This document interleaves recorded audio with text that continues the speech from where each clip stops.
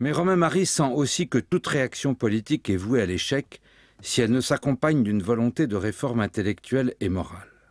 Alors, parallèlement au comité de boycott, il a préparé pour le mois de juillet 1980 le projet de l'université catholique d'été.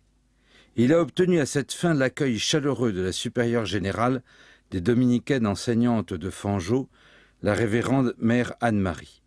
Il a rallié à cette idée l'abbé François Pozzetto de la fraternité Saint-Pédis. Surtout, il a décidé de faire de cette université la pièce maîtresse du centre Henri et André Charlier qu'il vient de créer sous le triple parrainage déjà évoqué.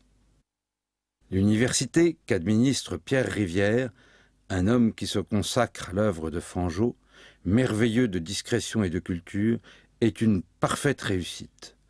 Jusqu'à nos jours, dans une ambiance tour à tour d'attention, de ferveur, de joie, dans l'alternance des conférences, des débats, des veillées extraordinaires avec leurs grands témoins, avec leurs musiciens, leurs chants et la fréquentation alternée tard dans la nuit de la librairie de Gérard Prieur et de lieux propices à traiter la soif, s'est forgée une œuvre d'amitié française qui, au-delà des vicissitudes du temps, demeure une référence. L'université catholique d'été sera accueillie à Fanjeaux, à Romagne, au Ménil-Saint-Loup, au château du Barou, à Riance chez le père de Saint-Cernin et à Salleran chez le père Avril. On y invitera les grands historiens Jean Dumont, Jean de Vigry, Xavier Martin et Yvan Gobry, les écrivains et journalistes Maurice Bardèche, Roland Gaucher, François Brignot, Jacques Ploncart-Dassac, l'abbé Houcton, Hugues Kérali, Judith Cabot, Daniel Masson, Yves Daoudal, Gustave Thibon et tant d'autres. On y entendra Monseigneur Lefebvre, appelant les laïcs au combat politique, et Don Gérard sur la vocation du moine. On y recevra encore le professeur Bruno Gollnisch et les futurs avocats de la griffe, Vallerand de Saint-Just, Georges-Paul Wagner, Hubert Le Griel, Jacques Trémollet de Villers et leur président d'honneur, Jean-Baptiste Biaggi, héros de la guerre et de la résistance, ancien député, mainteneur de l'âme corse, catholique et française. Les jeunes gens écoutent les officiers les plus prestigieux de l'armée française, jadis chassés, emprisonnés pour fidélité à la parole donnée. Le colonel Masselot, le commandant Denoy de Saint-Marc. Le docteur Pacreau et Yves Daoudal communient dans une même ferveur vendéenne, bretonne.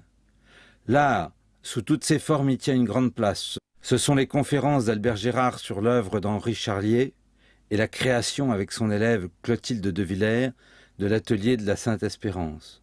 C'est la musique, avec Paul-Augustin de Prost et les récitals de guitare de Patrick de Belleville. On y accueille l'incomparable chanteur et poète Pierre Dudant, de qui Georges Brassens disait qu'il lui devait tout. Le 30 novembre 1980, sur la lancée de l'université d'été, le Centre Charlier organise, avec l'appui de Jean Madiran, la première journée d'amitié française à Paris. François Brignot, tour à tour désopilant, cinglant, émouvant. Jean Madiran, plus doctrinal, incisif, grave. Romain Marie, avec sa force de conviction, soulève l'enthousiasme. Pierre Dudant est sublime au piano. Jean-Pax Meffray, le chanteur d'Occident, porte l'intensité à son comble. Bien d'autres journées à Paris et en province suivront, dans lesquelles se retrouveront dans le même élan, au-delà de leurs divergences, les diverses familles de la résistance nationale et chrétienne. Merci au marquis Luc de Saint-Seine de leur avoir donné ces dernières années le cadre splendide de Grand Maison à Villepreux.